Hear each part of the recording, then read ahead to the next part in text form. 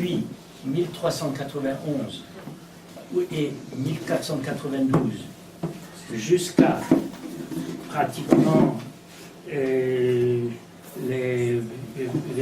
1700 à peu près, où on a vu une immigration espagnole et italienne vers l'Algérie. Et on doit savoir qu'en Algérie, l'Algérie d'abord n'était pas un pays en soi. Et toute l'Afrique du Nord était ce qu'on appelait le Maghreb, et les Français, lorsqu'ils sont arrivés, ils ont fait une distinction entre les trois parties, les trois pays, et l'Algérie s'appelait au début le Maghreb central, et puis après il a eu le nom d'Algérie. En vérité, le nom Algérie venait de bien plus loin, puisque Algérie venait du nom espagnol, Argel ou Argelé, qui veut dire les îlots, les îles. Effectivement, comme ceux qui avaient l'habitude d'Algérie, qui venaient vers Oran ou vers Alger, avant de rentrer dans les différents ports, ils arrivaient, et il y avait beaucoup d'îlots, et de là, ils rentraient dans les ports. Il n'y avait en Algérie qu'un seul port. C'était le port de Onen, qui était l'avancée sur la mer de la ville de Tlemcen. Et c'est par là que transitaient tous les bateaux, tous les immigrants, tous les nouveaux arrivés et aussi toutes les marchandises. Ce qui fait que, arrivé à Tlemcen, à Onen, et en rentrant à Tlemcen, mais ce n'est pas tout à fait au début que les Juifs ont été autorisés à arriver à Tlemcen, de là, ils se dispersaient dans toute l'Algérie. Alors, il y en a qui ont choisi de venir à Alger, d'autres à Oran, d'autres à Constantine, Bonn, Philippeville. Plus tard, on a créé les villes côtières. C'est les Espagnols, particulièrement les Juifs espagnols, qui particulièrement avaient été échaudés, bien sûr, en Espagne. Ils se disaient, est-ce que le nouveau pays d'accueil, l'Algérie, va être vraiment pour nous un refuge? Et ils se sont dit, il vaut mieux établir des villes sur les côtes, de manière à ce que s'il y a un pépin, on puisse se sauver. Et c'est comme ça que les Juifs ont commencé non seulement à créer des villes sur la côte, mais aussi créer des communautés avec des rabbins venus spécialement d'Espagne, bien sûr. Alors, dans cette première partie, cette première période de 1391, on distingue des rabbinim de très grande importance. Il y a eu le Ribash, bien sûr, Rabbi Yitzhak Bar Sheshat,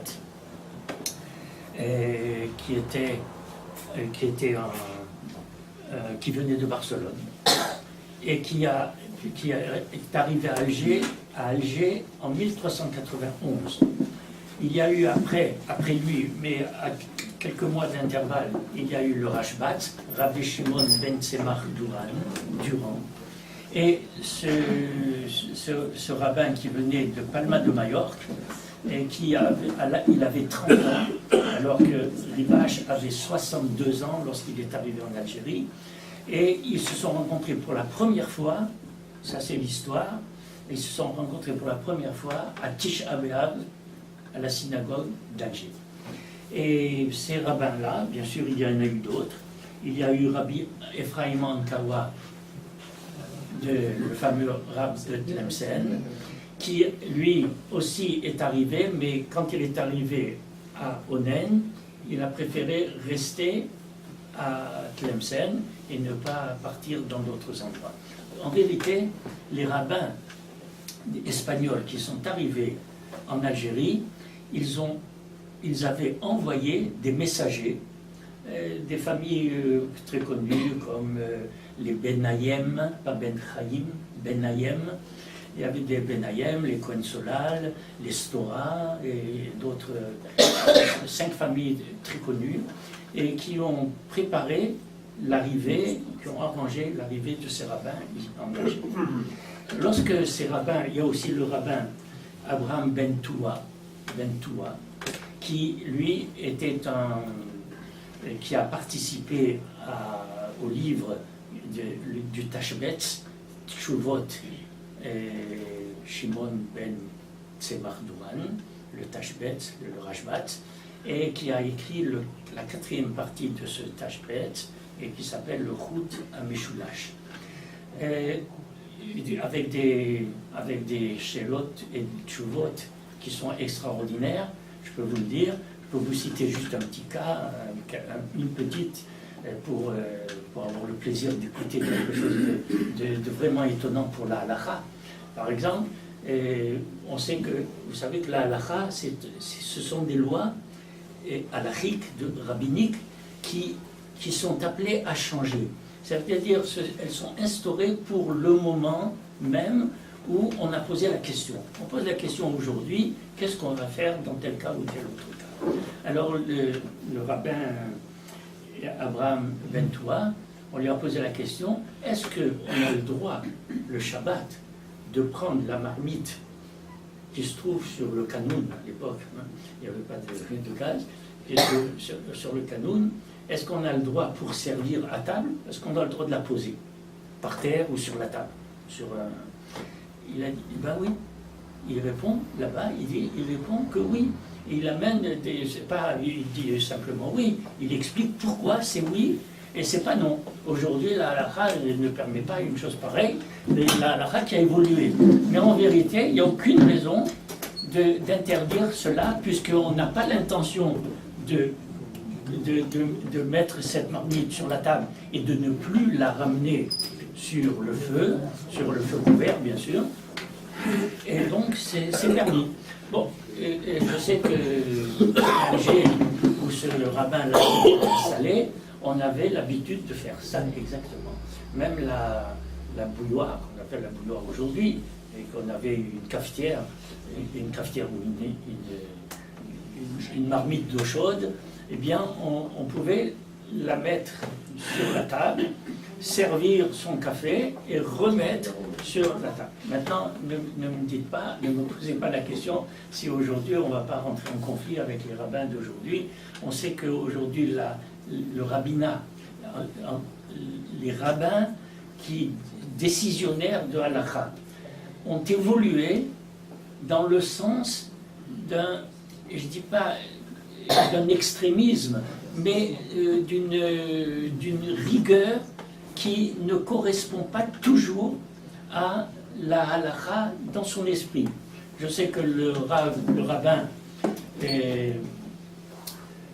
Ovadia Yosef, Zichrono Livracha, quand il a écrit, et j'ai son écrit chez moi à la maison parce que c'est quelque chose d'extraordinaire, il a dit que lorsque l'on met sur la plata aujourd'hui, lorsque l'on met une marmite avec du manger, si on sort cette marmite du frigo, vous écoutez bien, même s'il y a du jus, si on sort du frigo, mais pendant que la plata est éteinte, bien sûr, et qu'on la met sur la plata, pendant que la plata est éteinte, après la plata va se mettre en marche, et ça va chauffer le manger qu'on peut manger. C'est selon tous les décisionnaires, tous les poskim, Sfaradim, Ashkenazim, on a le droit de le faire. Et par conséquent, c'est pour vous dire comment la halakha a évolué.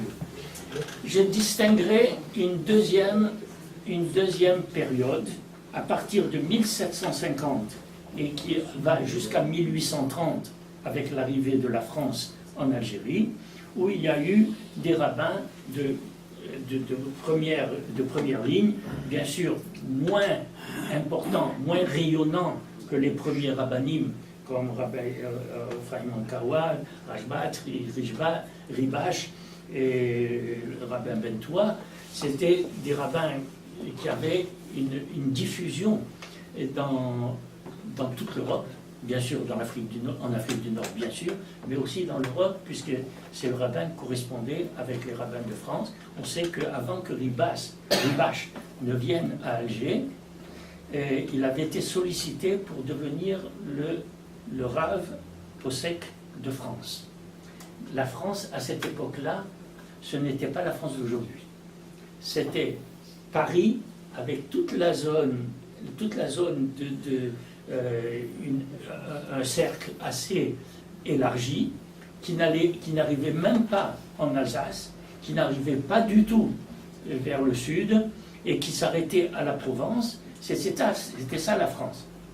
Et Ribage, d'une manière sage, vraiment, a répondu comment vous avez un rabbin en place, qui est lui le Maran Deatra de France. Comment moi je vais venir et déloger ce rabbin qui est en place. Voilà ce qu'il a répondu. Il avait bien fait de ne pas venir, parce que de ne pas aller en France, puisqu'il est venu en Algérie et il nous a beaucoup servi. Et la deuxième période, donc, c'est 1750 à 1830. Je dois dire que cette période-là a amené encore des juifs, beaucoup de juifs de Keilot d'Espagne, mais aussi d'Italie.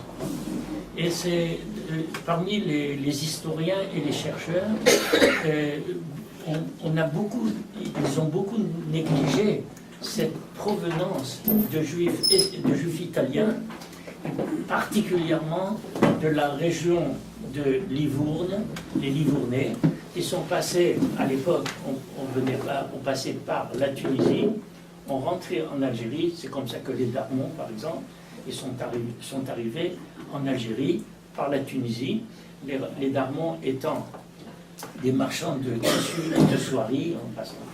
Et ils étaient d'origine provençale. De la Provence, ils étaient passés à Livourne, c'était très proche, la frontière était très proche. De Livourne, ils ont installé des comptoirs et ils n'employaient que des Darmons, pas d'étrangers à l'intérieur de la...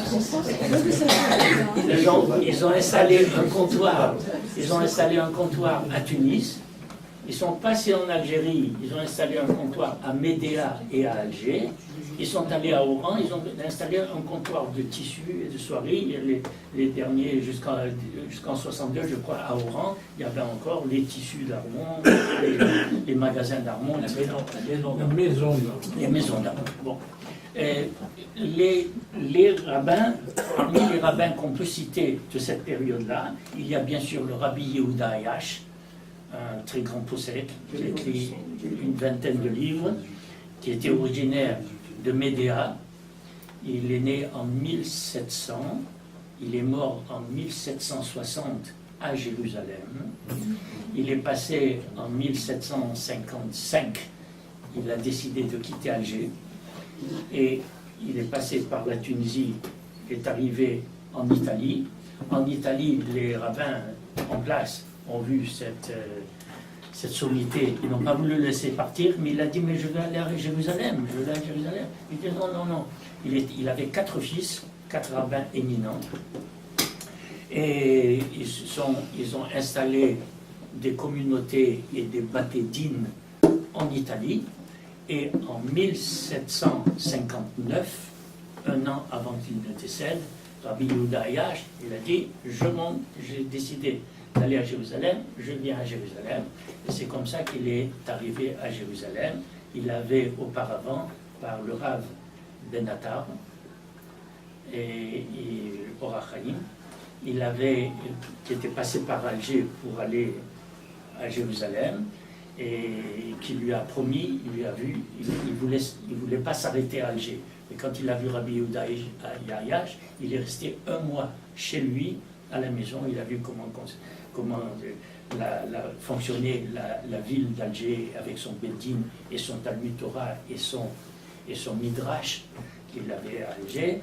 Il est resté avec lui, il a donné une askama pour son livre, le livre de Bet Yehuda, et ensuite il est parti et le Rabbi Yehuda Ayash l'a suivi quelques années plus tard, et il est arrivé à Jérusalem, où il est mort très peu de temps après. Un de ses fils est devenu le premier Rishon LeZion, le premier Rishon LeZion, originaire d'Algérie, bien sûr, en Israël. Donc il était le grand rabbin d'Israël pour les Sfaradim, et déjà à l'époque. Et puis on distingue aussi parmi les autres rabbins le rabbin Bouchara, Raphaël Bouchara, qui est venu d'Italie et qui s'est installé à Alger. Il y a eu le rabbin Nehorai Azoulid, et il y a eu aussi un autre rabbin très connu, et qui a... Ce rabbin-là a écrit 20 livres comme ça, qui s'appelait le Rav, j'appelle le Rav David Mouati. Ce Rav David Mouati a écrit 20 livres de halakha, dont les deux principaux s'appellent le Tsoud de vache, et l'autre, il s'appelle le Har El, Arav Asher les David Mouati. Je les ai là ici. Ils sont extraordinaires parce qu'ils traitent de toutes les questions d'actualité. Un petit exemple. Qu'est-ce qu'on fait? Et on mange du chocolat. Le chocolat, c'était quelque chose de tout à fait nouveau à l'époque. Quand on mange du chocolat, quelle bénédiction il faut faire? Il y en a qui disent, mais c'est le fruit d'un arbre, n'est-ce pas? Donc on devrait faire Boré Péri Haetz. D'autres qui disaient non, c'est comme on ne sait pas, d'abord c'est transformé, c'est donc transformé, donc on va faire plutôt Boré Péri à la main. Lui, il est possèque. Il dit non, il faut dire Sheakol Yabit Varo. Et c'est là aujourd'hui, c'est comme ça qu'il faut faire. Je vous signale, aujourd'hui, les Ashkenazim ont reproduit ces deux livres et qui ont été réédités à New York pendant je ne sais pas combien de pendant plusieurs éditions, qui sont très importantes, très intéressantes. Il raconte aussi sur l'histoire, comment, avec l'histoire de Charles Quint, lorsque Charles Quint a voulu conquérir l'Algérie, a voulu conquérir Alger, et comment la flotte de Charles Quint est arrivée en rame d'Alger, et que les gens ont été pris de panique, et les Juifs et les autres aussi se sont sauvés dans les campagnes. Alors arrivés dans les campagnes, ils ont dit mais il faut il nous faut une synagogue. Alors on a offert à ces Juifs-là, dans la banlieue d'Alger, dans la montagne, et il y avait des montagnes bien sûr, et il y avait un bain qui n'avait jamais fonctionné. Ça veut dire un bâtiment de bain mort probablement, et qui n'avait jamais fonctionné. Alors il a dit, eh ben, on vous le vend on vous le laisse pour très peu d'argent. Alors le rabbin David Mouati a dit, mais attendez, c'est un établissement de bain, est-ce qu'on a le droit de faire la prière dans un établissement de bain? Alors on lui a objecté, mais il n'a jamais servi.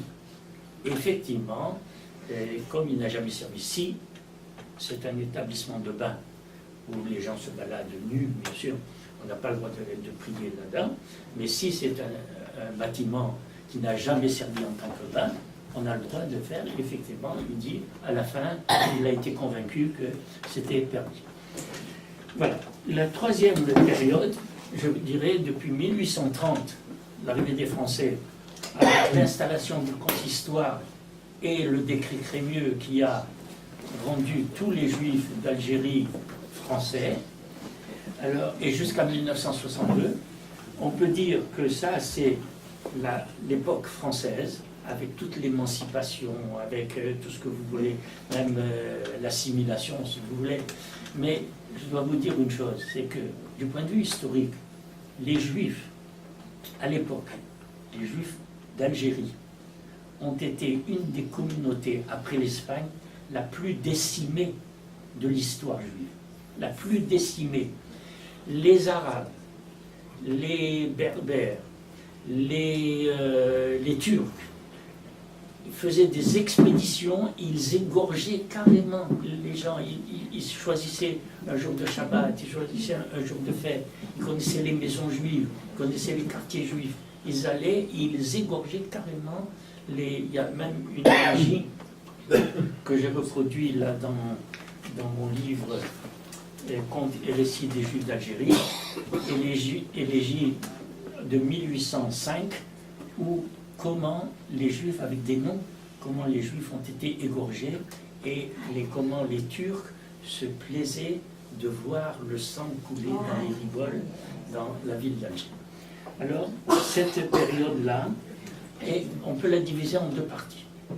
Tout à fait au début, les rabbins, et alors, à partir de ce moment-là, puisque la France est arrivée et a établi 3 départements français en Algérie, le département d'Oran, le département d'Alger, le département de Constantine, il y a, on peut dire que ces rabbins se sont installés grâce aux rabbins venus d'Espagne et les descendants des rabbins d'Espagne qui étaient très doctes, très documentés, très savants en tout.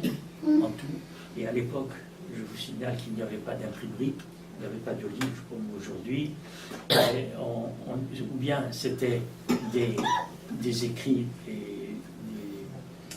des écrits par des scribes, donc à la main, ou bien alors c'était des parties, des toutes petites parties de textes que l'on écrivait et qu'on se passait de l'un à l'autre.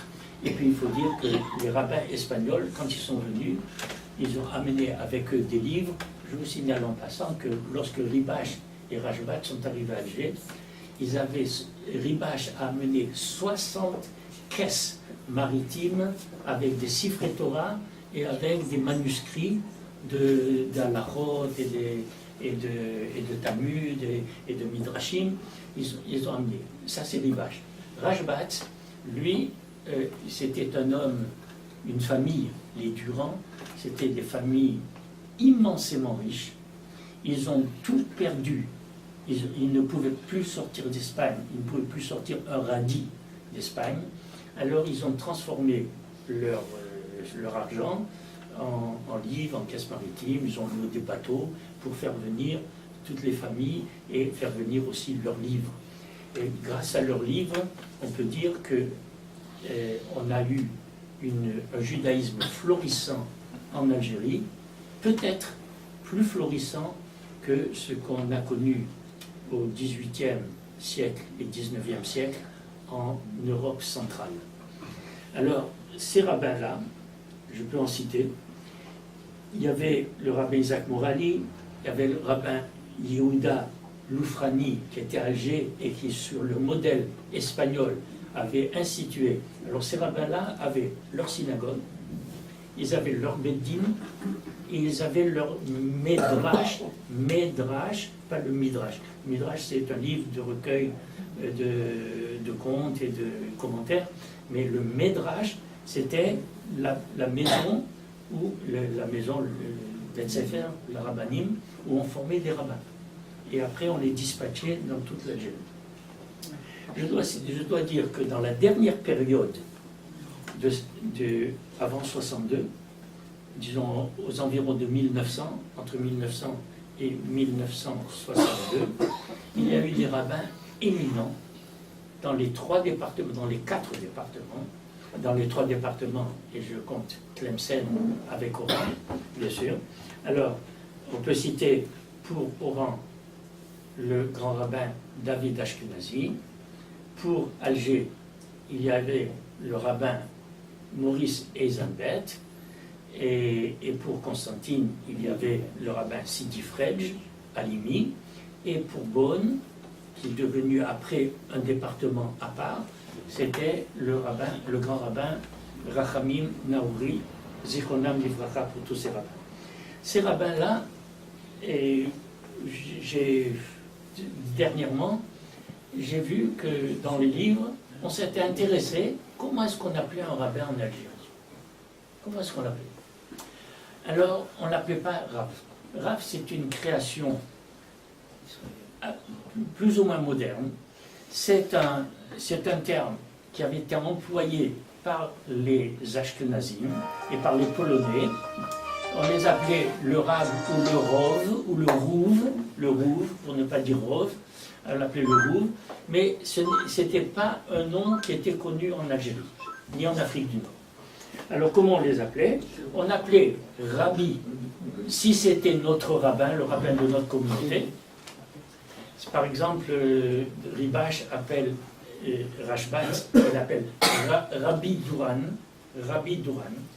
Mais si c'était un rabbin qui ne faisait pas partie de notre communauté et qui ne faisait pas partie, qui n'était pas notre rabbin, on l'appelait Ribi. Ribi. Alors, et maintenant, par confusion, parce que moi j'appelle ça une confusion,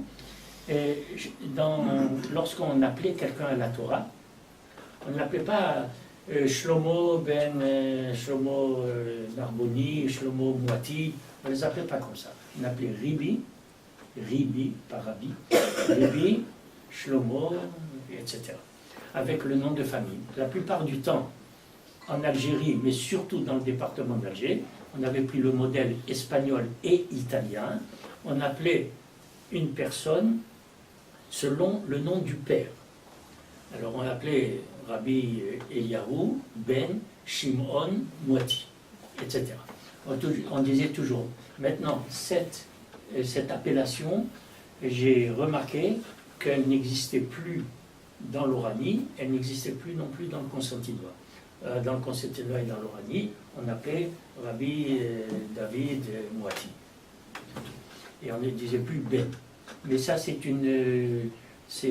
disons, peut-être que c'est une erreur.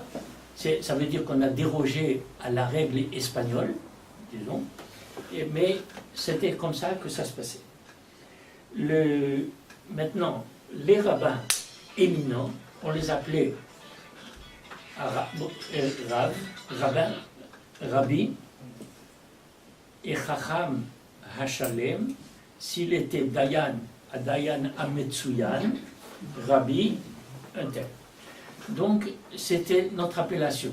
Tandis que, arrivé en Israël, et au vu de ce qui se passait, puisqu'en Israël, disons que les immigrants polonais ont institué en Israël ce qu'ils avaient reçu là-bas dans leur pays d'origine, et on appelait Arav Agaon. Arav Agaon, aujourd'hui, si on ne dit pas à quelqu'un Arav Agaon, rien ne va plus, et puis on se cherche des histoires, et peut-être qu'on va se faire taper dessus. C'est malheureusement, mais je pense que chaque communauté, en Israël, nous sommes dans un endroit où il y a un assemblage, un creuset de communautés différentes. Et moi, personnellement, qui suis très attaché aux minagim de chez vous, je pense qu'il n'y a aucune raison pour que quelqu'un abandonne ses minagim pour embrasser des minagim de quelqu'un d'autre. Moi, je suis comme ça, enfin, c'est mon idée personnelle. Personnellement, je pense que j'ai raison, mais vous pouvez avoir une autre opinion. Maintenant, en ce qui concerne les rabbins, puisqu'on sait comment on les appelait, on sait comment, avec l'accent arabe, Rabbi, Rabbi c'est Rabbi, Rabbi ou Ribi. Et donc, si par zone géographique, il y a eu des rabbins de première grandeur. Alors moi, puisque j'ai dit ce calendrier hébraïque depuis, je ne sais plus combien, plus de 20 ans, ici c'est le calendrier des Juifs d'Algérie en Israël, avec le calendrier israélien, le louach israélien. Alors j'ai pratiquement faire un recensement des rabbins par département, le département d'Oran, le département d'Alger, le département de Constantine. Mais il y a, je dois vous dire, que le rabbin David Ashkenazi, le grand rabbin David Ashkenazi, dans un petit opuscule qui s'appelait le Purim d'Oran, a fait un historique extraordinairement bien fait, très clair, très net, à la fois de tous les rabbins, de tous les présidents de la communauté, de tous les dayanim, de tous les gens qui s'occupaient des gizbarim, des gens qui s'occupaient de la communauté, avec leur nom, leurs dates, les dates de leur travail. Et, pardon ? Et ici, vous avez, bien sûr, vous savez que depuis l'arrivée des Français, les Français avaient dit, le consistoire de France avait dit, pour ces indigènes, il y avait la communauté indigène qu'ils appelaient, c'est-à-dire les Juifs autochtones, les Juifs de l'endroit d'Algérie. Mais l'Algérie devenant la France, le consistoire devait s'occuper de ces Juifs d'Algérie. Alors, on a institué le consistoire des Juifs de France et d'Algérie. Et pour cela, il fallait envoyer des rabbins en titre qui sortaient de l'école rabbinique de France. Et je vous rappelle que aujourd'hui, l'école rabbinique se trouve à Paris, à la rue Vauquelin, mais auparavant, l'école rabbinique se trouvait à Metz. Les rabbins sortaient de Metz, et c'était pratiquement tous des Alsaciens, et donc ont été envoyés en Algérie toute une série de rabbins alsaciens qui sont venus et qui ont été parachutés dans les communautés, à la tête des communautés, et je peux vous dire que ce n'était pas sans heurts. Ça a été parce que les rabbins venant de France étaient beaucoup moins doctes et connaisseurs de halakha et du Talmud et des matières juives que les rabbins en place. Seulement, les rabbins en place, les rabbins algériens, n'avaient pas de titre. Vous recevez un titre à la va-vite, on peut dire, il faut le reconnaître. Ceux qui sortaient du Médrash d'Alger, d'Oran, de Tlemcen et de Constantine, eux avaient, de Bonn aussi, c'était des rabbins qui avaient des connaissances, mais qui n'avaient pas de diplôme. Ils n'avaient pas de diplôme. Ça a été le cas lorsque l'école rabbinique d'Algérie a été créée en 1952 à peu près, lorsqu'elle a été, et que la première promotion de rabbins est sortie de là-bas. Moi, j'étais aussi élève là-bas dans cette école rabbinique. Bon, j'ai pas terminé mes études, mais la première promotion, les rabbins sont sortis, et je crois que la direction de l'école rabbinique d'Algérie, la fédération, le président de la fédération des communautés juives d'Algérie a simplement oublié que ces rabbins devaient recevoir un diplôme écrit, imprimé, noir sur blanc. Alors c'est ainsi que mon ami, le rabbin Georges Haïk, qui est devenu grand rabbin de Toulouse, et qui m'a dit, lorsqu'il est arrivé en France, il a dit, mais je sors de l'école rabbinique, et puis j'étais rabbin, etc. Vous pouvez nous montrer votre diplôme, s'il vous plaît? Il a dit, je n'avais pas de diplôme. J'avais pas de diplôme. Alors il a fallu une reconnaissance de la rue Vauquelin, parce qu'en France, pour être rabbin, il faut avoir le diplôme de Vauquelin, et pas d'ailleurs. Si on vient d'ailleurs, on n'a pas le diplôme de rabbin. On peut avoir une reconnaissance, comme certains rabbins. Alors on a inventé en France, l'école rabbinique de France, a inventé un subterfuge, disons un remplacement de ce diplôme, qui s'appelle délégué rabbinique. On est délégué rabbinique. Alors, vous êtes passé par une yeshiva en Israël, à Aix-les-Bains, je ne sais pas où, et vous avez fait tant d'années d'études, bon, alors on vous reconnaît un titre, mais qui n'est pas rabbin. Vous êtes délégué rabbinique. Alors, tout ça, nous ne connaissions pas cela en Algérie, parce qu'il était évident, si le grand rabbin David Ashkenazi ou le grand rabbin Sidi Fred ou le grand rabbin Naouri étaient là aujourd'hui, et si on leur demandait, montrez-nous votre diplôme rabbinique, eh bien ils n'en avaient pas. Ils étaient sortis, ils avaient bien appris, c'était vraiment des sommités du point de vue de connaissances rabbiniques, mais ils n'avaient pas de diplôme écrit. Alors, bien sûr, c'était une lacune grave.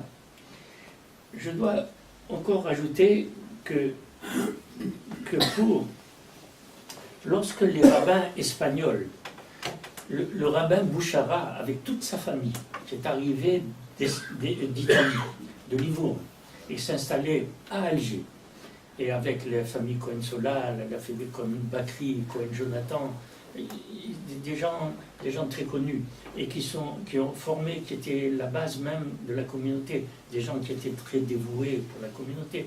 Lorsqu'ils sont arrivés et qu'ils se sont installés dans les différentes villes, à Alger particulièrement, mais à Oran aussi, à Constantine aussi, à Bonn aussi, il y avait toute une communauté livournaise, une communauté espagnole, la communauté espagnole étant beaucoup plus importante. Et lorsque ces rabbins sont venus d'Espagne ou d'Italie, ils écrivent, Ribache et Rabas écrivent, nous sommes arrivés en Algérie, les communautés étaient pauvres d'Alim en nombre, parce qu'ils avaient été presque tous décimés par les Arabes et par les Kabyles et par les Turcs, et ils étaient aussi très peu connaisseurs. Beaucoup d'entre eux ne savaient même pas lire l'hébreu. Ne savaient même pas lire l'hébreu de la communauté, bien sûr, par les rabbins. Alors, il dit, comment on va faire pour faire de la prière dans une synagogue? On arrive dans une synagogue, il n'y a pas de livre, il n'y a pas d'imprimerie, il n'y a pas de livre, comment est-ce qu'on fait? Alors, les rabbins ont accepté que le Shaliach Tzibur, qui lui s'y connaissait, qui lui avait un livre écrit à la main, j'ai chez moi à la maison un Sibour du grand temple d'Alger, entièrement écrit à la main, de l'époque depuis plusieurs siècles.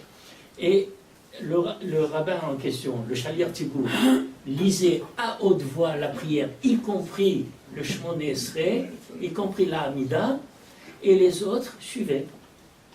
Imaginez un peu, lorsque, arrivé à un moment donné, et les rabbins avaient convenu que si, dans la communauté, les fidèles connaissaient la prière, on arrêtait de dire la prière à haute voix. La Hamida, quand on dit la prière, c'est le Shema Israël. Quand on dit la Tfila, c'est Shema Israël et la Hamida. Si on connaît, alors on ne dit plus à haute voix. Et qu'est-ce qu'on fait pour Rosh Hashanah et Yom Kippour et pour les fêtes, où le texte est différent? Alors ils ont permis que pour Rosh Hashanah, Yom Kippour et pour les fêtes, la prière, même la Hamida, se dise à haute voix par le Shaliach Tzibur, et les autres suivent. Alors, Rashbatz a écrit quelque chose qui au début m'a choqué, c'est la vérité. Il dit, les connaissants, quand on est arrivé en Algérie, les Juifs avaient des connaissances à courte vue. À courte vue. Ktsar Reia. Comme ça, il écrit. Ça veut dire, il ne savait rien.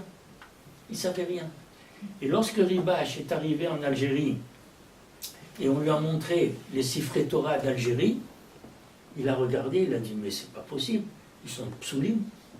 Il a rendu tous les Sifrei Torah d'Algérie, de toute l'Algérie, de Constantinois, de l'Algérois et de Constantine, il les a rendus psoulim. Et il dit, mais attends, Rashbat, tu lui as dit, attends, c'est bien beau de dire, ils sont psoulim, on ne peut pas lire, alors qu'est-ce qu'on fait? Alors ils se sont renseignés, qui a écrit ces Sifrei Torah? Les seuls scribes, les seuls sophrim se trouvaient à Constantine. Ribache est allé à Constantine. Il est allé rencontrer les sophrim de Constantine. Et il leur a posé la question, il les a réunis, il leur a posé la question. Vous écrivez les Sifrei Torah, vous ne savez pas que le kof était attaché. Vous ne savez pas que c'est pas sourd. Le chet était la barre du chet était très courte. Ça veut dire que dans certains cas, on pouvait lire resh. Le yod était long, on pouvait lire vav. Il dit, mais ça ne va pas, c'est pas possible. Alors il a posé la question, il dit, mais où est-ce que vous avez appris à écrire? Alors ils ont répondu, nous avons les livres de Rambam sur Dîner Sofrut. Il dit, mais vous ne savez pas que ce n'est pas la halakha? Alors il leur a dit, écoutez, je vais faire quelque chose. Moi, j'ai amené 60 caisses maritimes de Sifrei Torah. Eh bien, vous me donnez un Sefer Torah, moi je vous donne un Sefer Torah kasher. Et il a fait comme ça dans toute l'Algérie. Là, c'était à Constantine d'abord, après c'était à Alger, après c'était à Oran, après c'était à Bonn. Et c'est comme ça que Ribache se basant sur la Lara, qui dit la chose suivante, c'est qu'on peut corriger un Sefer Torah. Si le Kouf a été écrit, attaché, là-bas a été attaché, on peut la corriger, on peut faire effacer. Mais on ne peut pas effacer tous les Kouf de Sefer Torah, c'est pas possible. S'il y a tous les Yud de Sefer Torah qui sont mal écrits, on ne peut pas les effacer, on ne peut pas les changer. Tous les Vav, on ne peut pas changer. Alors, bien sûr, grâce à Rashbat, qui a conseillé à Ribache bien sûr, de donner un Sefer Torah, d'échanger, et on a ramené tous les anciens Sefer Torah d'Algérie qui étaient psoulim, après Ribache et Rashbat, ils les ont entreposés à Alger dans un hangar, et ils ont distribué leur Sefer Torah. Autre chose que les rabbins d'Algérie ont vraiment fait pour la communauté, et je dois dire même pour les communautés, toutes les communautés d'Israël aujourd'hui, le mariage, comment se passait le mariage? Le mariage en Algérie, c'était comme ça. On faisait, c'est pas seulement en Algérie, c'était partout ailleurs dans le monde, on faisait les fiançailles, qu'on appelle les Hiroussim. On faisait le mariage, les Nesouim, un an après. Et qu'est-ce qui se passait? Ribache et Rashbach ont constaté que pendant cette année, entre les fiançailles et le mariage, la famille, pas le futur marié, mais la famille du garçon qui devait se marier, essayait de soutirer le plus possible d'argent et de biens à la famille de la... Alors, ils ont dit, ce n'est pas possible. Et c'est de là qu'il y a eu les fameuses 12 takanotes d'Alger, les 12 takanotes d'Alger dont la première est, on fait les Nisouin et les Roussin et Nisouin en même temps. Et c'est ce qu'on fait aujourd'hui dans le monde juif entier. On marie le couple, et le rabbin fait d'abord les 2 brachot des Hiroussin, des fiançailles, et ensuite il y a 2 kiddush, si vous avez remarqué, et c'est comme ça. Alors j'ai quand même envie de vous lire ces takanotes, parce qu'elles sont extraordinaires, et le douer d'une jeune fille qui se marie, en plus de la ketouba, et s'élèvera pour le moins à la moitié de sa dot. Cette disposition est sans effet pour les divorcés ou veuves qui convolent en seconde noces. Deuxième takana. Une femme qui demande à son mari de la répudier perd les droits ci-dessus spécifiés. C'est-à-dire que, d'après la halakha juive, la halakha chez nous, c'est l'homme qui peut répudier. Ce n'est pas une femme qui dit « j'ai envie de divorcer ». Bon.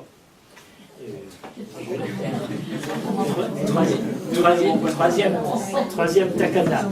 Si la femme meurt du vivant de son mari, la moitié de son douer revient de droit à ses enfants, garçon ou fille, très important, garçon ou fille. Cette moitié est la propriété inaliénable des enfants issus d'elle, et la femme ne peut ni la vendre, ni en disposer d'une façon quelconque de son vivant. L'autre moitié est héritée par le mari et ses héritiers, bien sûr. 4. Si la femme meurt la première sans laisser d'enfant, son plus proche parent hérite d'un tiers de son douer, bien qu'elle ait le droit de disposer de son vivant de la part qui reviendrait à ses héritiers après sa mort. Les 2 tiers restants reviennent au mari. 5. Si le mari meurt le premier, la veuve peut réclamer sa part jusqu'à concurrence du montant du douer fixé. 6. Une disposition additionnelle est insérée dans le texte de la ketouba, selon laquelle les choses offertes en cadeau par le mari à l'époque du mariage, doron, on appelle ça en hébreu, ne peuvent jamais être exigées par la femme après la mort de ce dernier. 7. La veuve est entretenue aux frais de la succession pendant les 3 premiers mois qui suivent le décès de son mari. C'est pour ça qu'à Alger, on faisait l'asguer, une personne décédée, on faisait 5 asguers dans l'année. L'asguer des Shiva, les 7 jours, l'Asger du mois, qui n'est pas forcément le mois, l'Asger des 3 mois pour la femme, mais on le faisait aussi pour l'homme, parce que si une femme, ils expliquent en long et en large, pourquoi? Parce que si le mari décède et que sa femme est enceinte, elle ne peut pas se remarier. Alors il faut qu'elle attende 3 mois. Au bout de 3 mois, on savait exactement si la femme était enceinte ou pas. Donc, on faisait un Asger des 3 mois. Il y avait l'Asger des 11 mois et l'Asger des 12 mois, bien sûr. Donc, pardon? Quand c'est bisextile. Oui. Non, quand c'est bisextile, c'est 11 mois et 12 mois, il n'y a pas de 13 mois. Et pour quelqu'un qui décède, si c'est par exemple cette année, là, ici, il n'y a pas 13 mois, il y a 12 mois. Bon, je termine ici la lecture. 8. Aucun différend entre mari et femme ne peut être porté devant un tribunal non juif. 9. Les dispositions ci-dessus ne s'appliquent qu'aux membres des communautés judéo-espagnoles et à ceux qui veulent y entrer par la voie du mariage. Elles sont valables pour une durée de 20 ans, au bout de laquelle la communauté, si elle en a le désir, peut les annuler. 10. Ces dispositions ne font pas obstacle à l'adoption d'autres conventions arrêtées avant les fiançailles. Avant, pas après les fiançailles. Et 11. Les dispositions n'ont pas d'effet rétroactif. Et 12. Nul n'est qualifié pour en demander l'abandon ou y apporter un changement quelconque. Voilà, je sais que je dois m'arrêter. Je dois vous dire, je n'ai pas parlé beaucoup de Tlemcen, des rabbins de Tlemcen, mais de même que je vous ai parlé du livre, de l'opuscule du grand rabbin David Ashkenazi, il y a un livre qui est sorti, écrit des rabbins de Tlemcen, de Rabbi Nathan Jian et Rabbi Chaim Kaspi, écrit en hébreu et en français. Et c'est un livre extraordinaire qui fait le recensement pratiquement de tous les rabbins, depuis le rabbin Ephraim Ankawa, le rabbin de Tlemcen, jusqu'à 1962. Donc c'est quelque chose de très important. Hein. Qui a écrit ça, c'est la famille Charbit. La famille Charbit a édité cela. C'est un livre magnifique, je peux vous dire. Maintenant, il y a un autre livre que je veux vous dire, les livres rabbiniques d'Algérie et modernisation, qui a été écrit par le docteur Yosef Charbit, qui est aussi bien d'autres, bien que je n'aime pas, les rabbins sont cités par ordre alphabétique, ce qui fait que c'est très difficile de trouver leur lieu, leur date de naissance ou leur date de fonction y est, mais c'est surtout porté sur la production des livres écrits de ces rabbins-là. Pour conclure, je peux vous dire une chose, c'est que moi qui suis chercheur de tout ce qui s'est passé en Algérie, de toutes les communautés d'Algérie et des rabbins, et de tout ce qui a été écrit par ces rabbins, je peux vous dire que cette communauté a été une communauté riche, pas riche en argent, mais riche en écrit, riche en personnalité, riche en rabbinim, ces rabbins qui se sont entièrement voués à la cause communautaire. Et si beaucoup, surtout de la communauté française, les Français de France, de métropole, ont reproché aux Juifs d'avoir abandonné, de s'être assimilés, les Juifs de France ne sont pas moins assimilés que ceux d'Algérie, mais je peux vous dire une chose, c'est que les rabbins ont lutté, des rabbins comme le rabbin Ashkenazi, je répète encore, le rabbin Ashkenazi, le rabbin Naouri, Sidi Frej, Alimi, les rabbins Drami, les rabbins Moiti, ont lutté pour que l'assimilation, pour que ces Juifs des communautés ne s'assimilent pas ou se documentent et s'abreuvent de judaïsme. C'est pour ça que dans toutes les communautés d'Algérie ont été créées des yeshivot qui s'appellent les yeshivot Etzraïm, ça s'appelait comme ça dans toutes les villes d'Algérie, je ne sais pas pourquoi. Yeshivat Etzraïm, là où on formait des élèves. Il y a des rabbins qui étaient dévoués. Je parle du rabbin Samuel Cohen d'Oran, du rabbin Léon Cohen-Sorelal à Alger, les rabbins Sirat et le rabbin Shoshana à Bonn. Il y a eu beaucoup de rabbins d'Oukran à Constantine. Ce sont des rabbins qui sont allés vers la jeunesse, qui sont allés vers les Juifs pour essayer de les judaïser plus qu'ils ne l'étaient. Mais je dois dire que c'est vraiment la culture française qui nous a apporté beaucoup et qui nous a transformés de dhimmi en juifs libres. Elle a fait aussi des ravages, mais comment est-ce qu'on peut arrêter ces ravages? Je crois qu'on ne peut pas, mais aujourd'hui, il y a un renouveau. Si les Juifs d'Algérie ne sont pas venus en Israël et qu'ils sont passés par la France, comme disait Chaim Cherki, Zichrono Livracha, c'était un passage obligé par la France. Mais nous sommes là aujourd'hui, l'essentiel de l'immigration juive de France, c'est une immigration d'Algérie. Il faut le dire, et je salue tous les Juifs d'Algérie.